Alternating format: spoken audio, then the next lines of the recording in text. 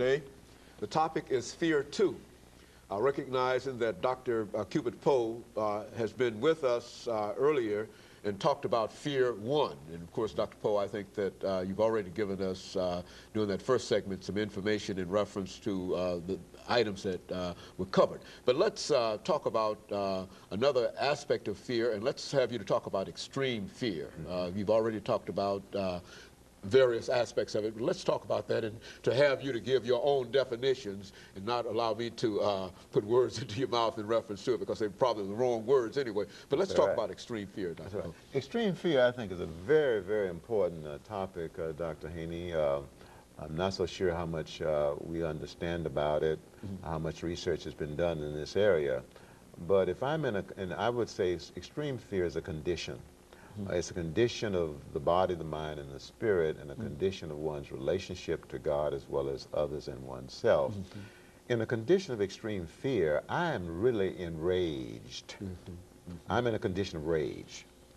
And being in a condition of rage is also being in a condition of paranoia. And so people who are in a condition of extreme fear are very violent and are very violent prone. And I think that this is what we see in racism. That is violent racism. People, because of persistent self-centered behavior over a period of time, have entered a condition of extreme fear. And a condition of extreme fear is also a condition of rage. And that renders people paranoid. It renders them extremely violent prone. It renders them feeling isolated and cut off from the environment and cut off from other people.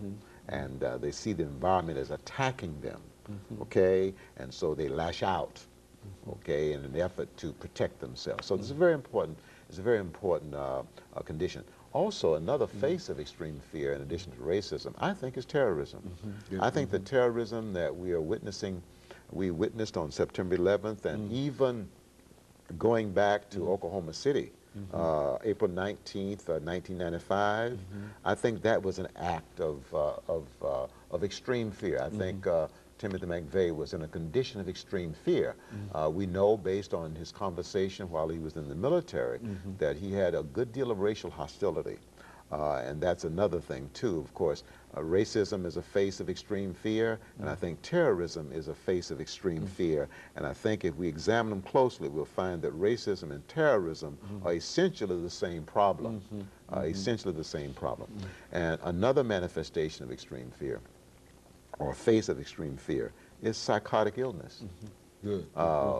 Example, hearing voices, seeing things, delusions, grandiose delusions, delusions of inferiority, and other strange delusions as well. So severe mental illness, I believe, is one of the manifestations or one of the faces of extreme fear.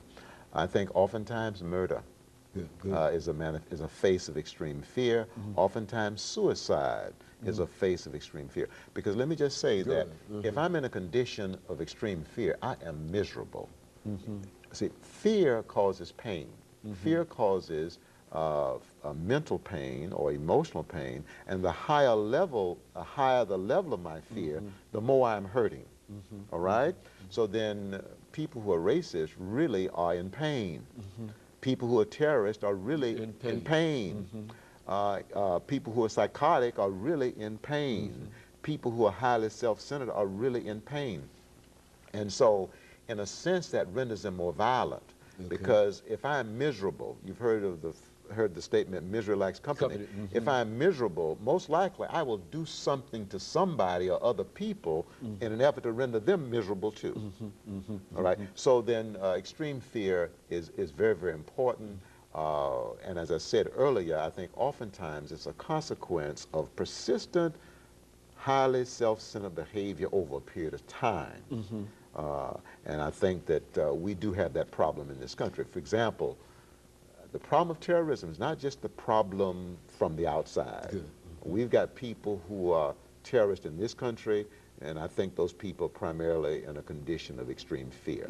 And we need to make available treatment that's going to be effective to help these people. You know, Dr. Poe, in view of what you're saying here, it seems that we've got a problem here dealing with the mental health of our population that has been aggravated certainly by September the 11th, but it's a real problem, and that it's a problem that affects it affects more people than not. I would imagine that if you were to take a poll and find out those individuals who are self-centered and those individuals who are not self-centered, you'd find that more than 51% of the personalities in this country would probably fall into the category that you're describing as self-centered personalities, which means that we've really got a problem in this society. What are some of the solutions? How do we deal with this as an issue? Well, I think the answer to self-centered behavior is a turning to God. There's some evidence that since September 11th, there have been quite a few people that have turned to God. That's the answer. Only God can overcome our self-centered behavior. Only God can overcome our excessive fear. Only God can overcome our extreme fear. So turning to God is the answer, and trying to live a life pleasing to Him is the answer. As a matter of fact, my own feeling is that the events of September 11th, while not caused by God, was allowed by God. And I think He allowed it in order to help bring this nation and the world back to Him. Because the level of rebellion, not only in this country, but around the world, I think probably is as high as it's been in a long time.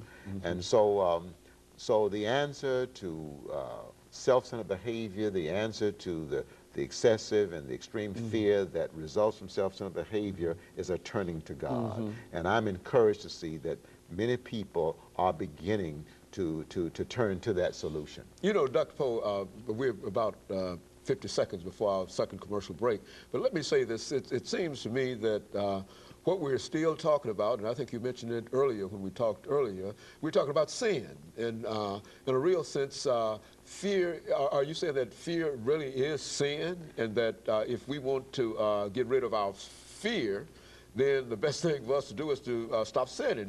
Would that be a correct assessment of some of the things you're saying? Well, no, I wouldn't say that fear and sin are one and the same, but yes, self-centered behavior is another way of saying sin. Pleasure-centered behavior is another way of saying sin. Sin, I think, is the major cause of excessive fear and the major cause of extreme fear. So yes. And so if we get rid of our sins, we could probably do things much better. And of course, let me take this this final commercial break, and we'll be back with our audience following this break. Good.